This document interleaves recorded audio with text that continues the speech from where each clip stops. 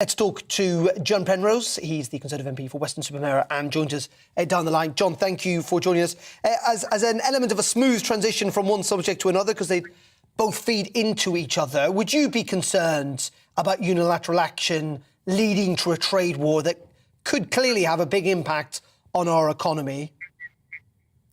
Well, the short answer is yes, of course, that's concerning for anybody and everybody, but equally, the risks and the dangers of doing nothing after the Northern Ireland elections 2 weeks ago now, which resulted in this sort of deadlocked Stormont Assembly, and the dangers to, in the long term, to the peace that's upheld by the Good Friday Agreement, are very, very serious. So we can't do nothing, but most of the options of doing something come with some pretty serious attendant risks. So I think it is definitely a high wire act for just for us, but also for the EU as well.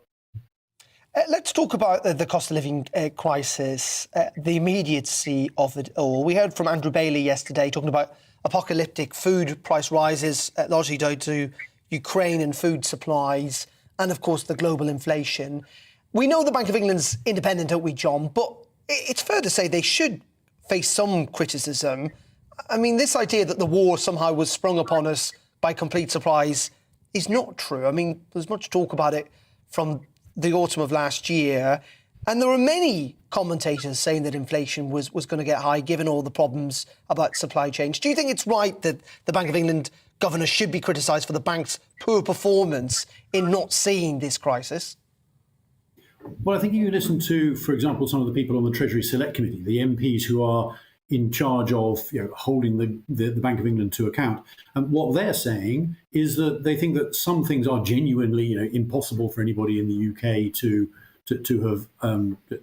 govern. You can't expect the Bank of England to dictate terms to Vladimir Putin about what he does in Ukraine. But there are some things particularly about our labour market here in the UK after Brexit, which perhaps could and should have been predicted, and which aren't a sort of unpredictable or temporary flash in the pan, and which perhaps the Bank of England should have spotted coming. So, I mean, it's easy to have 20/20 hindsight, isn't it?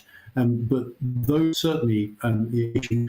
But I think it's also fair to blame the Bank of England for all the problems we've got. There are all sorts of other things which either the government or and it isn't good enough to just depend on the Bank of England. John, your connection's not great, but I'm going to try and persevere with one last quick question, if I can. And that is essentially, we know that there are more people now out of jobs than there are more job vacancies than people out of jobs. Frankly, it is pretty sensible, isn't it, for politicians and for others to ask people to either get second jobs or to work longer hours in order not just to help the economy, but to help them earn a bit more money during this cost of living crisis. That makes sense, doesn't it? It certainly does. I mean, we're a free country, so people don't have to accept and do what the government says within the bounds of the law. But yes, what it does mean is there's huge opportunities there for anybody who wants to earn a bit of extra money from overtime or taking on a few more hours or whatever it might be. Those opportunities are definitely there. But there's other things that the government could be looking at as well. I mean, I asked a question in Parliament this morning saying, look, we've already cut the tax rates for the lowest paid in our society, and that's announced in both the autumn budget and then some follow-up measures in the spring statement just a couple of weeks ago. We could go even further in future.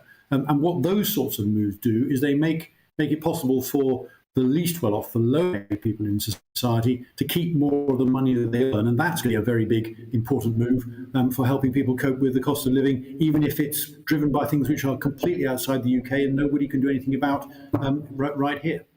OK, John, as always, really appreciate your time this afternoon. Thank you very much indeed, John Penrose there, who's the Conservative MP for Weston-super-Mare. Apologies for the slight technical glitches during that interview. You're watching